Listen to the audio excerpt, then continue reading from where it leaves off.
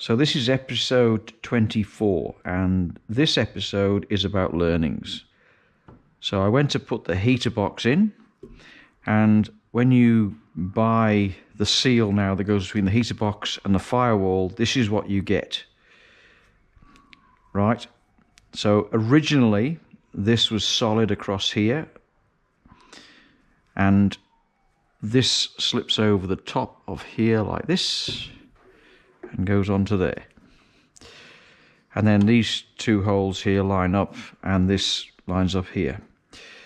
So when you put this in, this is a very tight fit into the between the firewall and the heater box. So much so I thought, ah yes, I'll be the smart one here, I will glue this to the firewall, and then I can just slip the heater box down. Well, I tried 3 different compounds on this, and each time it just broke away and came off. So the best way that I found to install this was I cut these out at the top here to allow this part of the vent to go through without much obstruction. So that goes on to there, and it just sits on the top, and then you just drop it in, and then I was able to get a screwdriver inside and poke it up until it got into the right place. Also, this cable, all right, when it's supplied right, it is significantly longer than it needs to be. So when I got it into the car, right, it stretched nearly to the rear seat, which is way too long. So I measured it while it was in the car with the center console, and this cable needs to be, the outer sheath needs to be about 400 millimeters. That's what I've made mine. Now, give or take 5 or 10 millimeters, I'm sure it'll be fine, but this is now 400 millimeters long, and I had 50 mil at either end, just to make sure that I've got enough for the switch. I can always cut this off, but if this is in the car and this is bolted in, it is very difficult to cut the outer sheath of this without damaging the inner wire. So I've took the heater out again, and I've done it all again. So with the heater box, I have like this my own little rule, right? If I have 3 problems, then I take it out and I figure it out a better way to do it. So sometimes you can overcome little problems and you can make it work, you know, going forward. But now I had the cable, I had the problem with this, and then I also had the problem with at the back here. This, like, it looks very pretty, but the rubber interferes with the top of the motor casing, so it holds it off. So I'm going to have to put a standard P-clip on here. So it looks very nice, but not really very practical. So that's the other modification I'm going to have to make, so that it'll all work. And you can see where I tried different things to install it. And in all honesty, right, the original was foam, like a foam. This is a solid rubber piece, and it is quite difficult to work with, but we got there in the end. So this foam comes, you know, got this foam, and I stuck that on, and that's been fine. No problem with that at all. Second learnings, right, gear stick. So I've reassembled the gear stick now. So this cable goes up the center of the gear stick in a groove, and then I bought an aluminium because I had to cut the old plastic one off because the nut inside was seized on. When I got this, there was a significant amount of filing on the inside of this to get it to go over the stick. So be prepared for that, because you don't want to damage this cable going up the middle. So you have to be very careful of that. And also, what I did do was I checked with an ammeter or a multimeter to make sure that the switch worked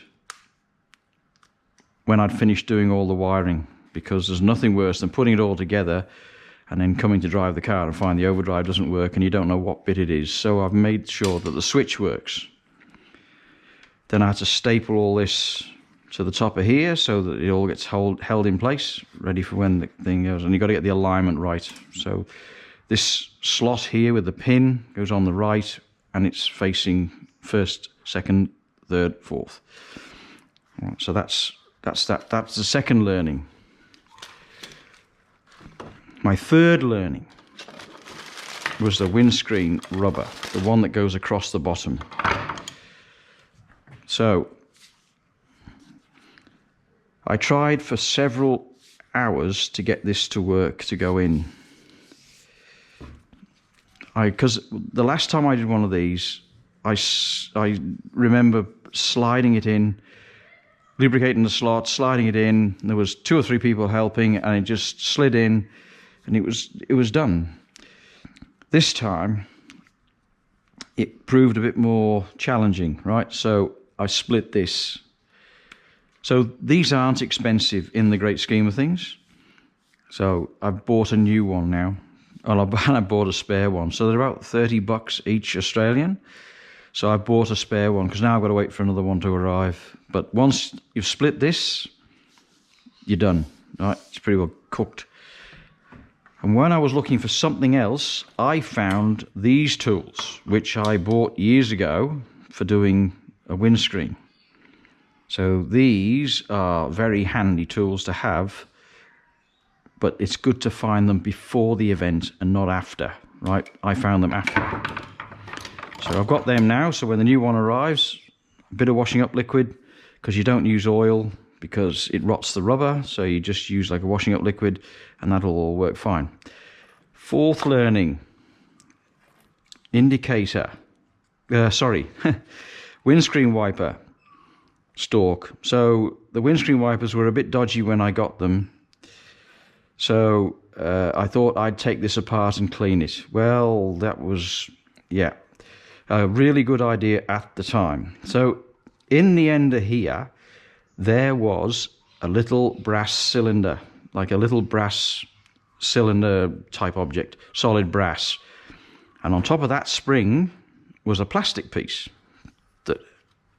So the spring, yeah, goes inside here, sits in there, the plastic piece sits on top, and then the cylinder sits lengthways in that slot. So when I took this off the indicator device, I put it on the bench and it clicked open, right? And the first time it happened was when I put it on the bench, it ricocheted off something and hit me in the throat, or just below on my chest, and then it dropped on the floor, and I found it, and the plastic bit stayed where it was. The second time it happened, when I was trying to put it back together again, the cylinder shot off into the ether. Now, it hit the shed wall, and from there, I know not where it went. So I've had to order a new indicator, new wiper stalk switch. I know it'll work, but at least I'm aware now that when I put it back together again, or when I get it and I unwrap it, I'm not to take or touch this, because I can see the brass cylinder sitting down inside these contacts. And the spring goes between the third one on the left and the first one on the right, if you're interested, right? So if you do have the same event as I had, and you manage to find the bits when they spring out unexpectedly, then you can rebuild it.